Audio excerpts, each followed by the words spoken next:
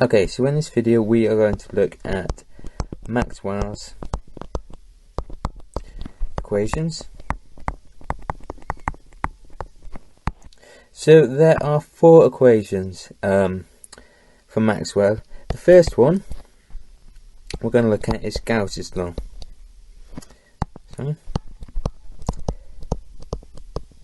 So Gauss's law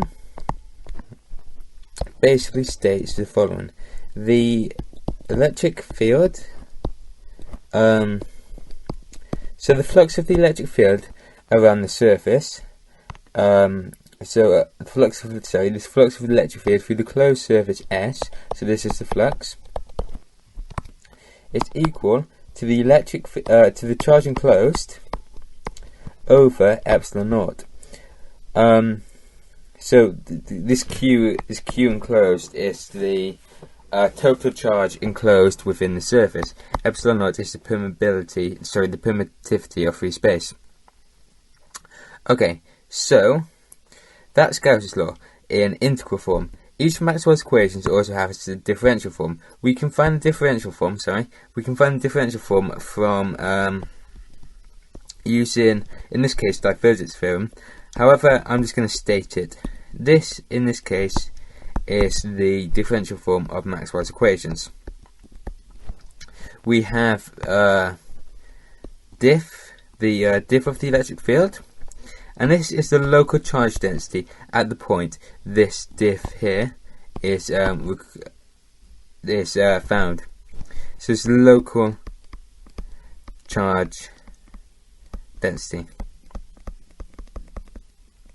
Okay, so that's Gauss's law for the electric field.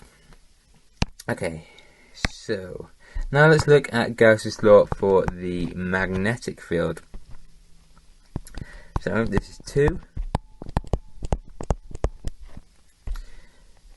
Sorry. Gauss's law for the magnetic field. It's basically the same statement that the flux of the magnetic field through a surface is equal to 0. Now the reason in this case it's equal to 0 is because there are no monopoles. So every field line starting so a monopole is basically just a single charge. In an electric field we have a charge like this, where the fields can go outwards like this, and they don't necessarily have to come back. So this is an electric field. But for a magnetic field, there's something different. You can't have a magnetic monopole. This is here is a monopole. It's only one single charge, one singly defined charge. Monopole, so in magnetism the charge has to come like a bar magnet, so you have to have a negative and a south pole. So that means the electric fields have to form closed loops, and because of that there's no net charge through a surface.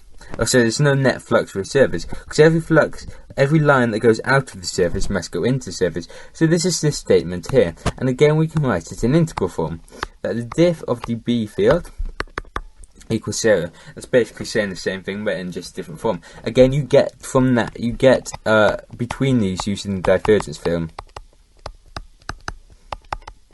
Okay, so next equation is going to be, let's do Faraday's law.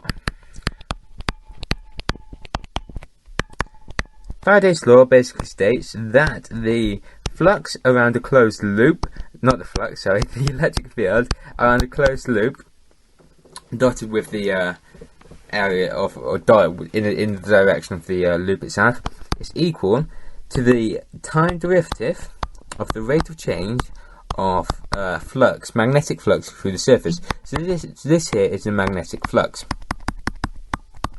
This is basically saying that that a change in magnetic field causes an electric field. In this case, we can use Stokes' theorem to get from one form to another, to get from the integral form to the differential form. So this is the integral form. The differential form is given by this. So we have the curl of the electric field equals minus the magnetic field divided by time. So this is your basic like laws of electromagnetic induction. This here is Lenz's law.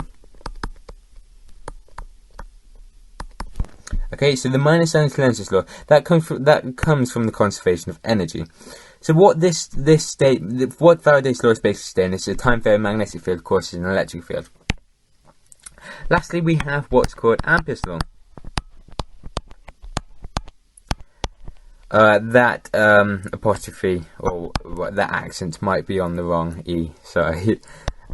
So Ampere's law basically states it's basically the equivalent or the symmetric form of Faraday's law. Well, instead of looking at Ampere's law, we're going to look at Ampere's law with Maxwell's addition. So we're actually looking at one of his equations. Ampere's law by itself technically isn't one of his equations. We need his Maxwell's addition. Okay. So Ampere's law says this integral of the electric field around the closed surface C is equal to the mu naught, which is the permeability of free space, times by the current enclosed, or the current through, I should put. I just put an I. So the current through the surface basically means we have a surface like this. It can be any surface bounded by this curve, and then unless we have a current I. So this I would be taken as this here, with the correct direction dependent on the orientation of the curve around there. Okay, and then we also have this bit is Maxwell's addition, mu naught times epsilon times by the partial derivative of the electric field through the surface over time. Okay, so this is like the symmetric bit of between Faraday's law and Maxwell's equations.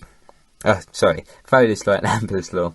So that's very similar to the term we had in Faraday's law. And again, we can use Stokes' theorem to go from here, from the differential form to the integral form. Stokes' theorem is given by...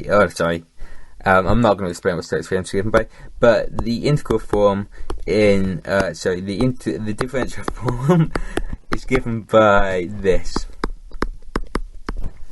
So this here, it's a current density.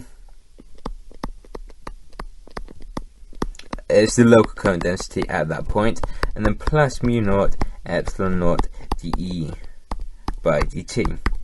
Okay, so this equation here is basically saying a time varying electric field causes a magnetic field, and this here is just a consequence that currents cause magnetic fields. Okay, so that was Maxwell's equations. I hope it wasn't too fast. And thanks for watching.